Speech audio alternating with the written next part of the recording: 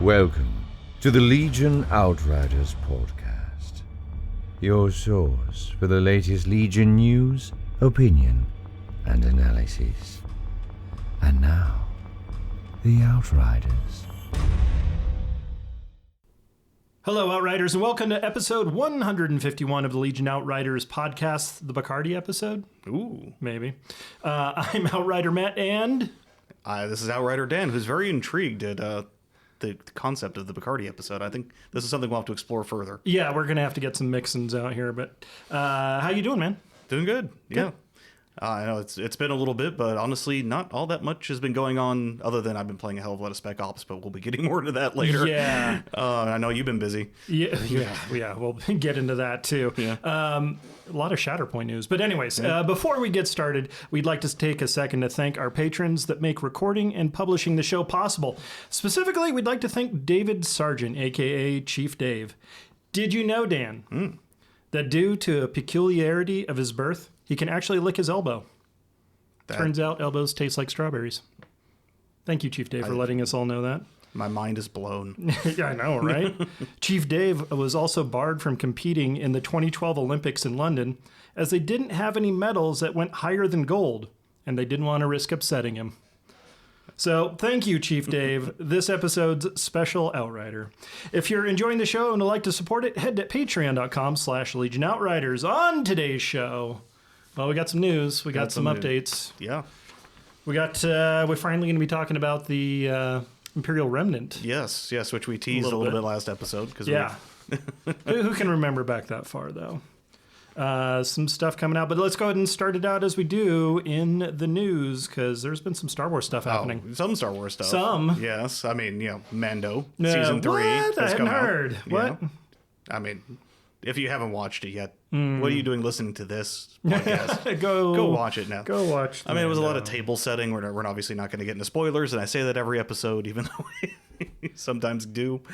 Yeah, it's never intentional. Never intentional now, but I mean, it was basically setting up. Here's where we're at, because, I mean, for us, we've been living the Mando Star Wars dream all this time, but it's actually been like 2 years. Yeah, there's a lot of exposition and kind of rebuilding and reminding everybody, and that's and if you're wondering why some things have shown up that don't make sense if you've only watched Mando, Book of Boba Fett last 3 episodes will explain some of that. Yeah. So hey oh, that was great. No squeezy. So then that was great. What else? On the Bad Batch. Oh, Dude, Bad Batch. Batch. Yeah, Bad Batch was. It's been really good. Yeah. There was 1 or 2 kind of episodes in there, but man, they've... especially this most recent one. They followed up on a Clone Wars arc that would look like it was just dropped. Yeah, that blew my mind when I realized what they were doing. I was like, it started out, I thought it was going to be like an Aliens thing, and it was like, no, this is going to be a callback. There was a lot of the sense of aliens. Yeah, I thought that was just gonna be an entire episode, but that was really, really cool to see, such a good callback. But check that out too if you're not watching it. Yeah, but as for actual Star Wars news, not really much going on. I mean, no news articles as far as new things being announced or things coming out. I think they're kind of saving up for Celebration. Right, which is in like a month. Right, so it's April 7th to 10th. Okay. So like literally in a month. Yeah, exactly a month. Now, of course, on the Hollywood movie poop shoot sites that I follow, there's been some interesting things of what has been rumored to be. Rumors. Oh, wow. We're not unsubstantiated. the rumor content. Yeah, that's what we keep saying, but you keep bringing it up. Other than that, next big really event is Adepticon coming up. Hopefully, I mean, other than, this little Legion tournament called, Worlds. Yeah, that little thing. Yeah. Who cares? Speaking of Star Wars Celebration, our buddy Cornwolf's going to be over there on Friday. Yes. So hopefully we'll get some foots on the grounds kind of report of what's happening there, because I think they're supposed to be demoing Shatterpoint as well. Yes, it should. I mean, it supposedly is supposed to be the first live demo, although they've been showing a lot Yeah, we've been getting a lot of articles on that too. I need to catch up on all that, but things have been pretty nutty. Yeah. So this might be the last time we're recording here in the old studio at my house because everything, well, most of the house is packed up right now, and that's what I've been doing the last couple of weeks. I was waiting for the pause of this is the last time we'll be recording. Oh God! Just to put that little. Come on, put some drama. No, I wouldn't jerk people around like that. We're going to be transitioning over to a remote setup, probably. Since, I mean, I'm probably about a month away from actually picking up and moving to the other state. We're just going to be kind of. The whole living out of a suitcase for a little while, trying to get the last bit done here. Yeah, so the whole studio will be going into storage here, and we'll set to a remote, which is fun. Yeah, that's fine. I'm going to be keeping the microphone, so we'll probably go to Zencaster or something like that. Set up. Yeah. And then as long as I've got old Lappy over there to edit things, we should be fine. But that reminds me, I got to get all the show stuff over on that.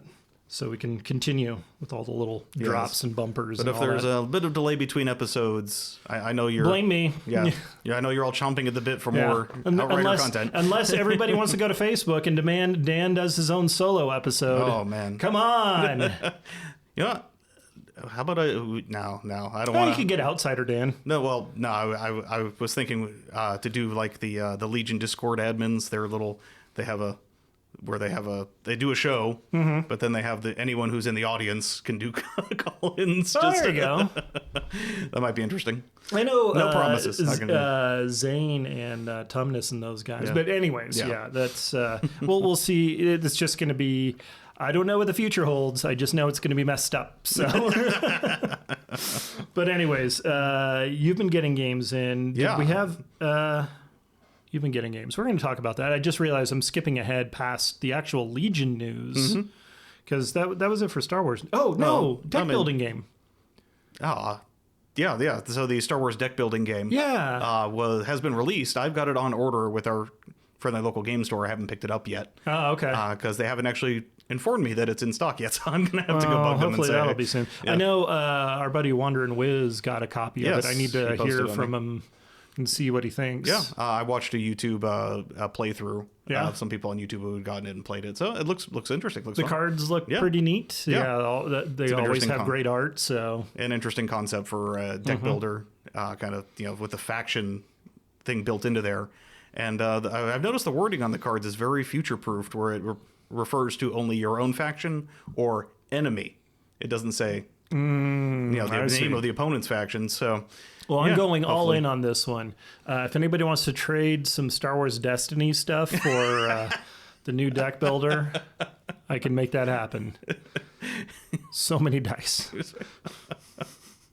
Oh, Destiny. I still have it in storage. I do too. Yeah, I've got a big box of it. Basically, all the stuff that was left over from the game store that we couldn't sell because they ended the game. Yeah, ended up in my garage. All right. It felt too bad to throw it away, so I got a stockpile. Is it all sealed? No. No. Okay. No. Okay.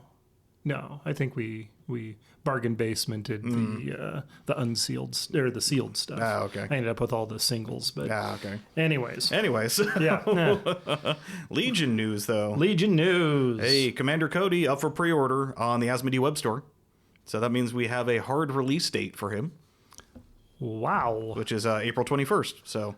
Okay. So Waxer and Boyle Day is going to be on the 21st. Yeah. So with, of course, Asajj coming out later this month. Everybody's doing a great job except Cody. Oh. Cody does look awesome, though. He does. Yeah. And that, I mentioned Adepticon earlier, but there's one more event before Adepticon, Frontline Gaming event, that is. Yeah. The Rocky Mountain Open is actually going to be, as of recording, this coming weekend, the 11th to the 12th. Shoot, you know what?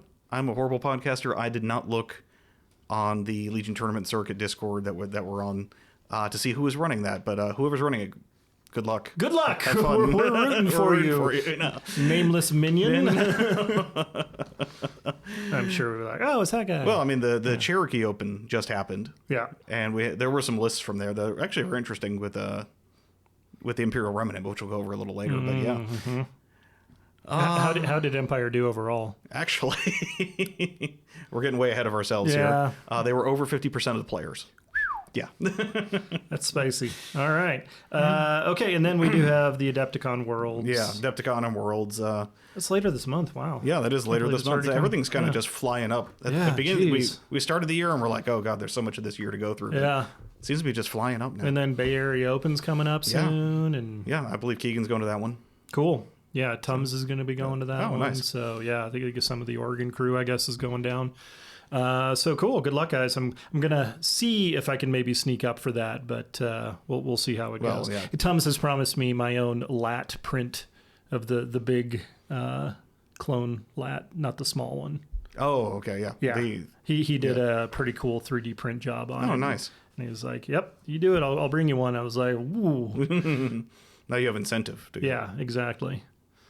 But okay, so yeah, that's pretty much it. Yep. You, sir, have been playing Spec Ops while I've been toiling away, throwing out my shoulder and just wrecking my back, lifting boxes. So, yeah. What did you do right in your life that to punish me? So not move housing Oh, because that's a I good know point. how much pain in the butt that is. I never won. Well, this is going to be like our forever home. I think we're going to. So fingers crossed unless it burns down because California. But whatever.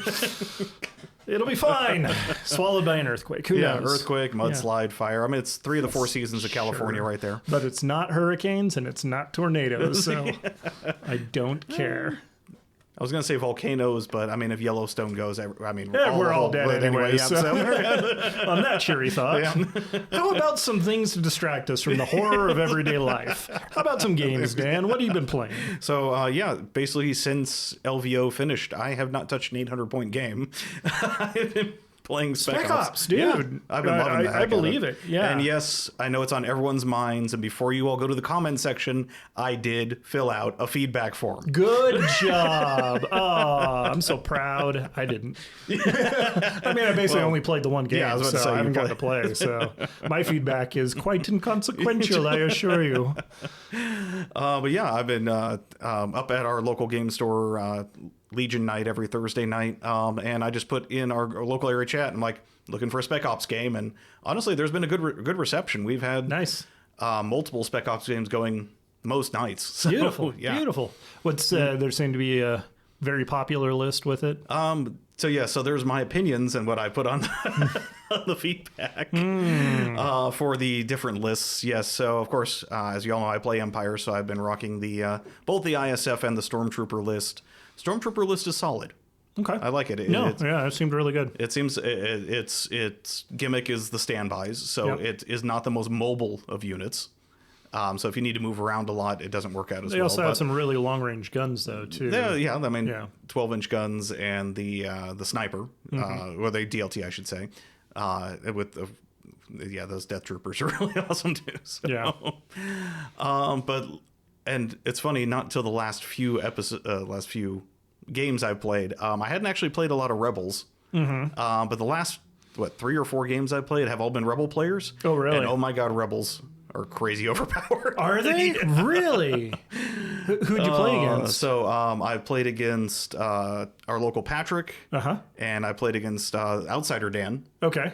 And then I played another new person to the game. So you got shellacked by a brand new person. Well, by I should say new to well, no, you're right. Because he was brought in by a friend. So yeah. But that commando squad, 14-inch guns. Ooh, yeah. Yeah. So that's spicy. Farther than everything that the Empire can throw, except for the snipers. They in cover remove a hit.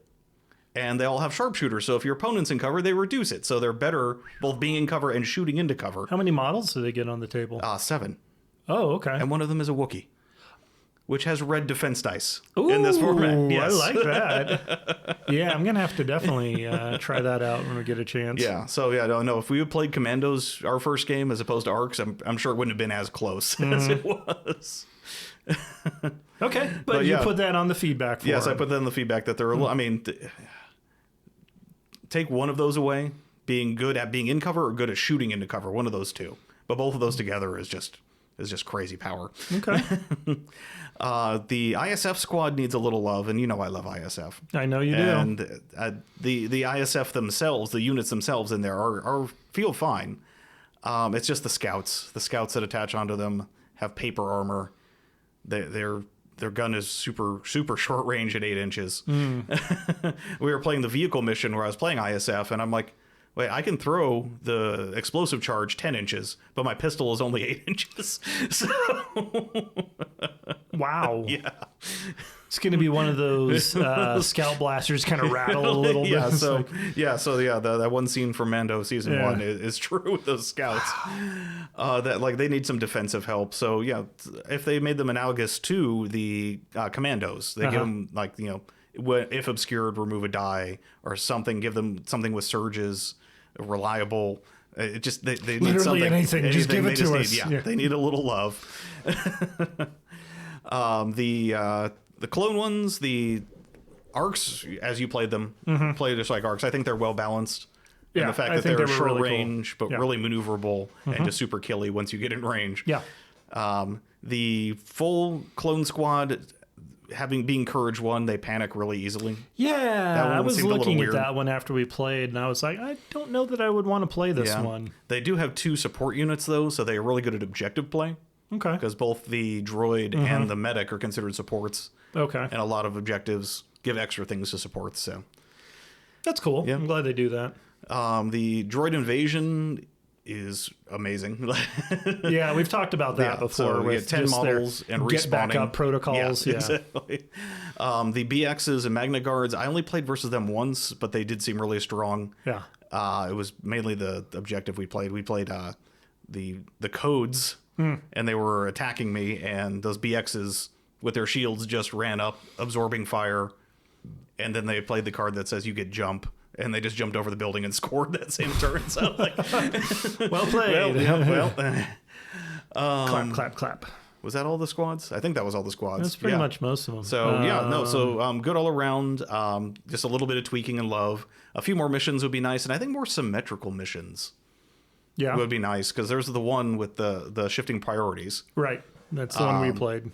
And I know they're trying to go for a more narrative or more objective based feel for this.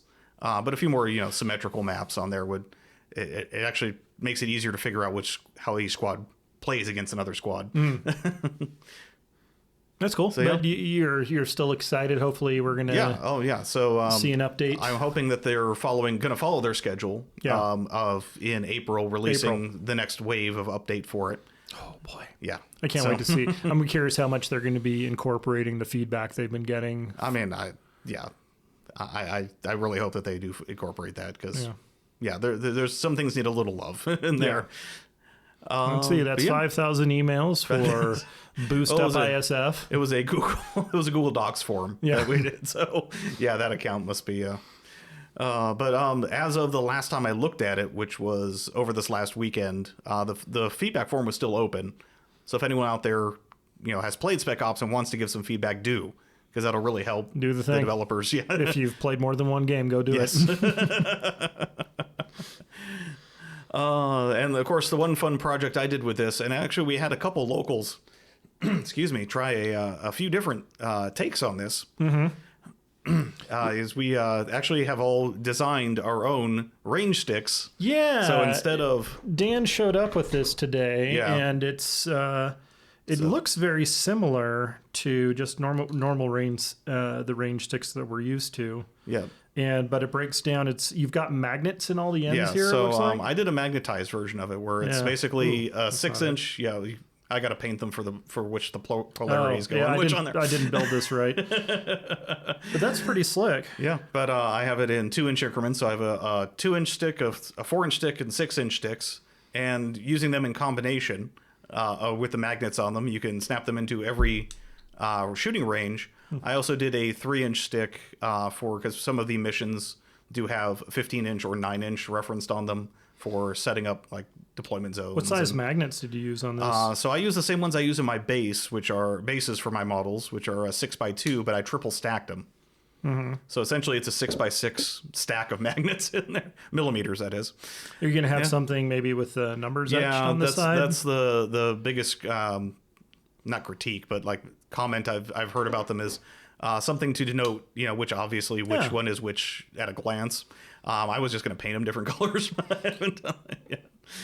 Yeah, there's so many other things. But I'm just having fun with magnets. You're playing with magnets. But good news, if you are a patron, we will give you access to the STL files that Dan has customized, bespoke for your usage, and that will be over on the Discord. So head on over there, grab yourself some of these Spec Ops rulers, and print out your own set. Magnets not included. Yeah, and I did design, CAD'd up some in just literally 1 inch, 2 inch, 3 inch, 4 inch, 5 inch, just for future proofing in case they come out with something with some other weird dimensions. And you know how Dan is. He got his calipers out, and they are exact to the micron. His tolerances are most strict. I did measure mine after printing, and yes, they're within 1/100 of an inch. So wow. Okay. I kind of figured. I didn't really have to check with you on that. But honestly, if your printer is tuned, yeah, it'll just print. or just file it down a little. Exactly. But that's very cool. Yeah. I'm very excited for Spec Ops. I'm really hoping there'll be Spec Ops events rolled into some of the Frontline Gaming and other events going out. It's going to happen. Yeah. So I am going to have to talk to Jordan and say, hey, with the LVO coming up, which, by the way, is in 327 days. If we can get a Spec Ops event going, and I'm more than happy to run that event. So yeah, I think that would be a perfect Thursday night, maybe icebreaker, or what do you think? Well, it depends if we go to a 2-day format, because we were talking with LJ last episode. One of the comments was play more games. So if they do a 1-day, 2-day Swiss, and then the top cut on day 3, and then of course the side event on day 3 is always going to be teams. They're never going to get rid of teams. Yeah. But maybe we can do an event that's, alongside there or something, because, Kill Team runs alongside 40K anyway, so. That's a different game. I know, they're different. I know. This is a different game, too. Yeah. Just use the same models. But yeah, that's fair. But, okay, well, that's cool. We're going to go ahead and take a short break, and then we're going to come back and actually discuss that Imperial Remnant and, some lists from Cherokee. Here we go. Hey guys, Matt here to tell you about our friends over at 6UP Supply. If you're like me and don't have access to your own 3D printers, 6UP Supply has you covered with a whole suite of printing services to bring those awesome files to life. The Outriders are proud to be partnered with 6UP, and you could find special themed terrain, gear, and tokens with a big discount for Patreon members in the Outrider Central section of the website. And that's not all. You can also get terrain bases, game supplies, tools, LED kits, and more. Stuff is being added all the time. So stop by the number 6upsupply.com and use coupon code OUTRIDER to save 10% on your next order, and let them help you up your game. You are receiving the Legion Outriders podcast. Ending the transmission now would be most unfortunate. And now, the Outriders. Welcome back, Outriders. We're here, and finally we're sitting down to talk about the Imperial Remnant. It's already made its tournament debut, and we have numbers. I don't know about numbers. Well, I got a number for you. Oh, wow. We're number 1, buddy. Number 1, yeah. Yeah! Anyways. One of the new battle forces coming out to celebrate the arrival of Moff Gideon with all his pomp and circumstance and blasting his own people in the face kind of stuff going on. And we now got a battle force to reflect his unique management style as he executes his view of the Empire upon the galaxy. Everyone loves a good monologue. Come on. Especially from him. The Dark Troopers are out. We've been seeing build projects of people putting them together. Yes, mine are still to be assembled, as I have been actually building arcs for Spec Ops teams. Weird. Okay. It turns out there's another game for Legion, Dan. It's 800 points, and this is what the Imperial Remnant is for. Well, when I can have my Dark Trooper Spec Ops team, we'll do that. You get some Dark Troopers, but anyways. Looking at the sprue, though, I'm sure you've seen some of the pictures of the connection point with those flame effects coming off the feet. They're a little thin. Yeah, it looks a little fiddly. But Some people are, modding it to the old-fashioned cork to make it a tactical rock kind of thing. And tactical rocks, very nice. Or just, they're robot, and they've got, circular knees with some expert cutting and gluing. You can reposition those legs pretty straightforwardly. So, Dan, why is it that all the coolest people in Star Wars have capes? It's the law of capes. It is. Maybe it's the capes that make them cool. I don't know. Or just you attain a certain rank of coolness, and your cape arrives in the. Star Wars does not run off Incredibles rules of no capes. Yes, capes. Yes, capes. But anyway, so Imperial Remnant, it's got some special rules and some force orgs that break the normal game, as you would expect for a battle force. So the following units count as core units for the purposes of army building. So basically, for building your list, Scout Troopers and Imperial Death Troopers count as core. Yes, so just purely for building the list, when you're actually playing the game, they are Special Forces ranked. They have Special Forces tokens. But for building purposes, which actually makes this whole little next system work really well. Yeah. But yes, so when building an army, an Imperial Remnant battle force cannot take more than one of each unit with a core rank until at least one of each has been taken. This army may not include detachments. Yes, so jumping ahead, the cores that are allowed. Yes, there is Stormtroopers and Shore Troopers, Scout Troopers and Death Troopers. No detachments, no strike teams. So which Stormtroopers 1 to 2, Shore Troopers 1 to 2. So no Snow Troopers. What other? Any other detachment? Core? No detachments. And no strike teams for no the strike scouts. teams. So yeah, full makes scouts sense. only. That seems like it would be a cheaty thing to try and get in there. So to build your army, you must take, at least in the core slot, a Stormtrooper, a Shore Trooper, a Scout Trooper, and a Death Trooper. And then you can duplicate one of the other ones. Before you can take an additional of any of those. Wow. So once you've got the 4, then you can start taking more. Okay. So you could end up with 2 Death Troopers if you wanted to. Okay. And even to go to the 6. You don't need to go in the same... Well, it doesn't really matter. Yeah, you don't have to go in the roundabout fashion every time. Right. It's just once you hit those first 4, then you're golden to put in anything. But yeah. That's going to be quite a assembly of motley troops on the field, which I guess makes sense for the Imperial Remnant itself. But also what changes in this, when issuing orders, a nominated commander unit can only issue orders at range 1 to 2. Period, stop, final. Dan, there was actually questions on this that you mentioned. On the rules forum, there was actually a post asking, well, what about commanding presence or inspiring presence? It was ruled that both of those cards actually say these ranges, it goes to 1 to 4, but then these ranges can be adjusted by other effects. Well, Battle Force rules are the other effects, bringing it back down to 2, therefore making the cards essentially pointless to put on there. But honestly, it may not be a bad thing, because there's a other side of that coin where units beyond range 2 of a friendly a commander unit gain independent aim 1 or dodge 1. I mean, it's Empire. You're taking the aim. Yeah. I mean, you don't care if your guys die. Moff Gideon certainly doesn't care if his guys die. Units may only use the courage value of a friendly commander until at range 1 to 2 instead of 1 to 3. So you got a smaller bubble for your leadership, which could be a problem because I think all of these troopers are courage 1 off the top of my head. No, the shores and storms. Yes, are 1. And that, Scouts and Death Troopers are 2. Death Troopers, right. And you do have the option, although it does cost points, of dropping officers in those storms or scouts. Okay. So there's ways to mitigate it a little bit. So there's ways to mitigate it, or you just keep those 2 particular ones close to your commander. Okay. So any non-droid trooper unit in this army with a personnel upgrade icon may equip a personnel upgrade with one of the following... that is the heavy upgrade. Oh, sorry. Heavy upgrade. Yes. I'm sorry. It's so small to read that. Thank you, my old man eyes.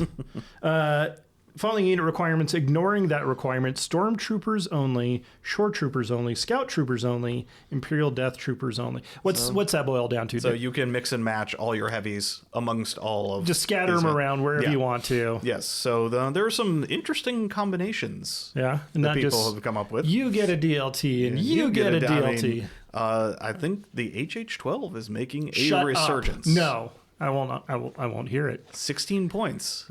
Yeah. In a Death Trooper squad. Uh-huh. And of course, when you add a heavy, it just gets all the stats of the parent squad. Ooh. So 16 points to add 3 more dice at range 1 to 4. Oh, hey, that configuration is range 4. And you're refreshing the configuration anyway. Yeah. Because, it taps. That's cute. I like it. Hey, finally we found a way to get HH-12s on the field. Holy crap. Yes. It's actually quite an economical unit. I again did not write as a horrible podcaster, did not write the points in front of me. But yeah, that's fine. Death Troopers and HH-12 and the armament weapon. Sorry, I apologize. The free weapon that they get, there's range 4. Oh, okay. Yeah. The different config. The different configs, yeah. Okay. So that's a spicy unit for it's like what? Oh god, I forgot the points, but still, it's a bargain. X amount of points. All right. So there's also restrictions on other units in your list. So fully, what you're able to build out of this list, you get Moff Gideon. Mm-hmm. Or Imperial Officer. Of which, if he interrupts the monologue, will be shot. Oh, yeah, yes. 100%. Yeah. Scout Troopers, no strike team. We already talked about Imperial Death Troopers for the Special Forces. Corps, the 1 to 2 Stormtroopers, 1 to 2 Shore Troopers. Mm-hmm. Support, we've got 74Z speeder bikes. They're so hot right now. They are. E-Web Heavy Blaster Team. Hey, E-Webs. Hey, all right. And then Heavy Imperial Dark Troopers, as you would hope. And unique upgrades allowed, the Dark Saber. Mm-hmm. So this also means you can't bring any unique heavies in these. So DTF-16, Gideon, Hask, Del Meeko, unfortunately, are not allowed in there. Okay. Which, makes sense in this, but yeah. Is this the first time they're getting the Dark Saber in Empire? I think so. In Empire, yes. Yes. Oh, yeah. No, everybody else has gotten to ride the bicycle, but... Well, currently there's 3 Dark Saber models in the game, so now you can do the Spider-Man meme of the 3 Dark Saber users pointing at each other. Okay.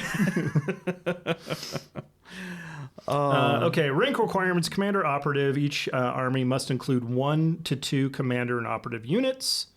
And operative units. At least 1 unit must be a commander. Right. So they're looking back at the allowed units. There are currently no operatives allowed, but I'm sure that's just future proofing or they just copy pasted the wording over and didn't bother changing. But it doesn't affect anything. So right.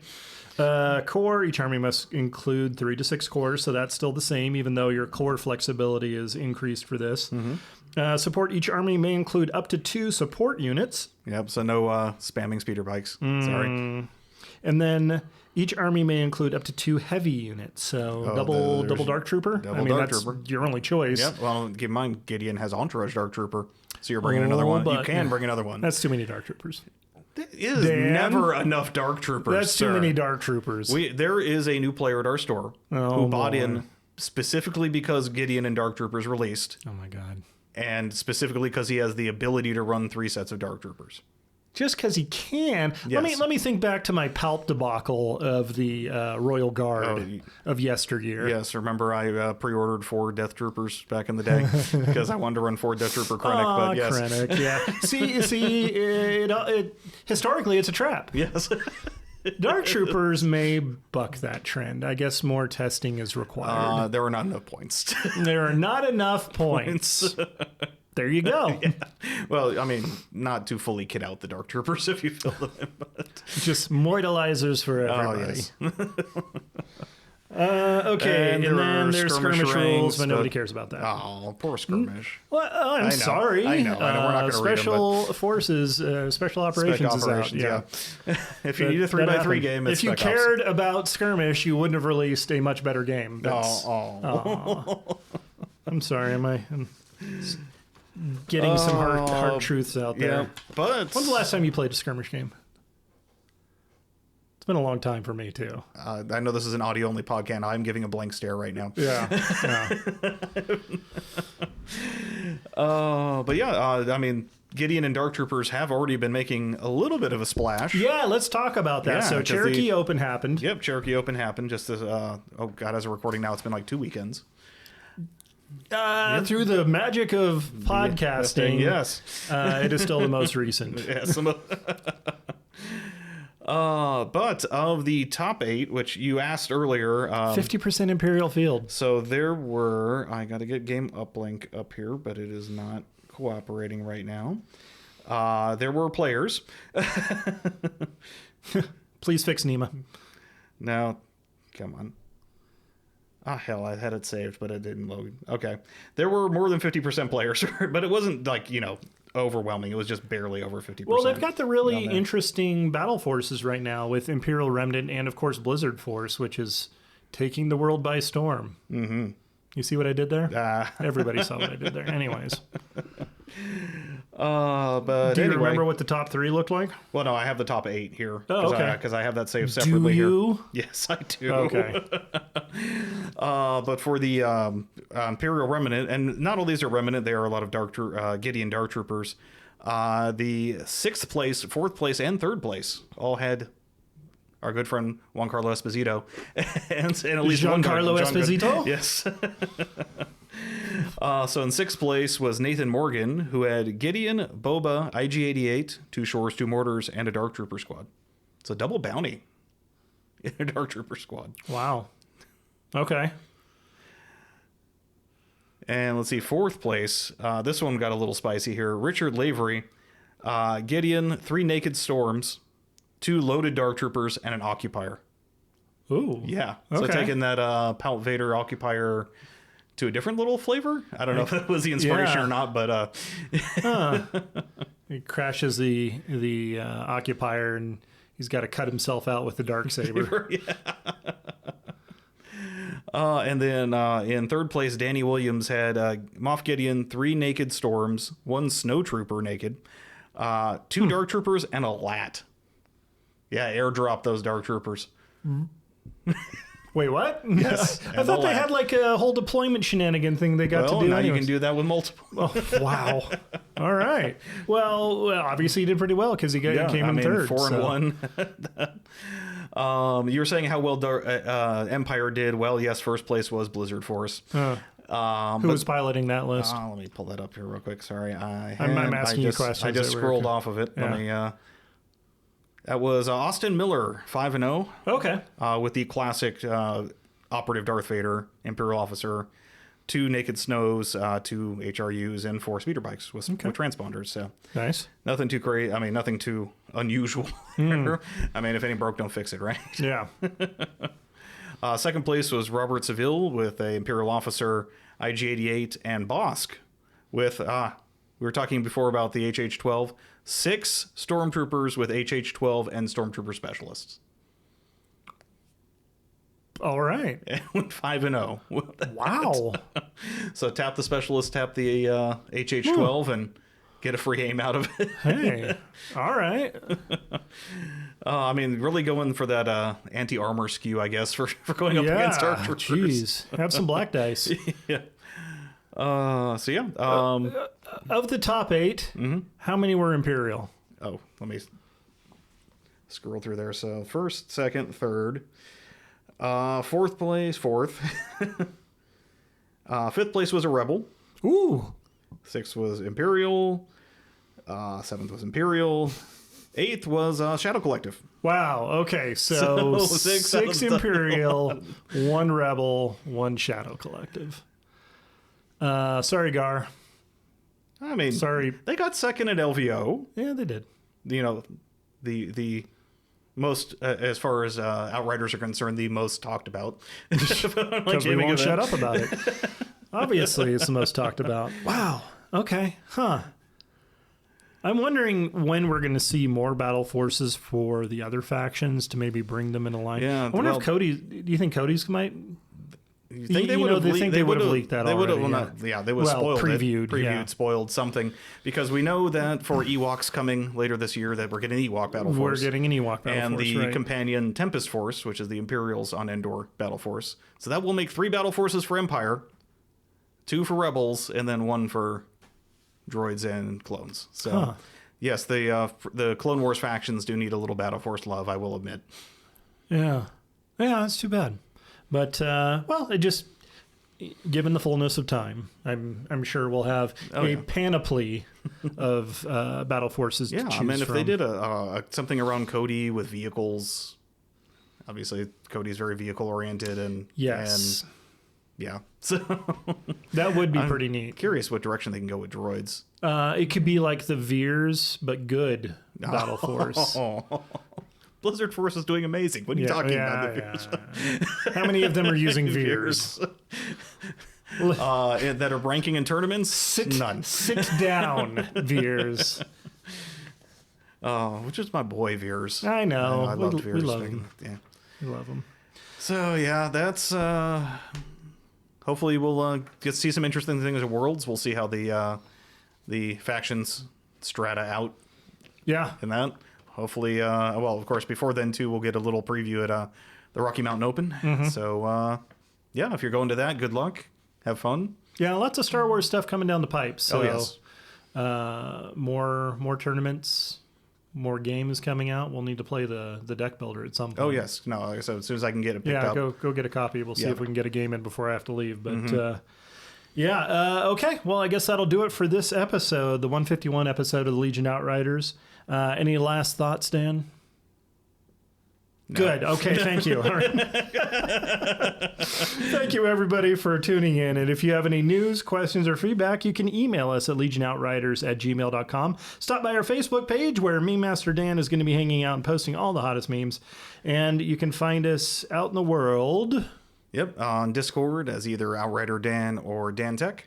Also hanging out in your Twitch. Well, I don't know how much Twitch streaming you're going to be doing because you're going to have to back up the rig. Well, when it's available. I've been playing a lot of Conan Exiles. It's been a lot of fun. But anyways, yes, you can find me at twitch.tv/Captain_Archer. We'll see you next time, Outriders.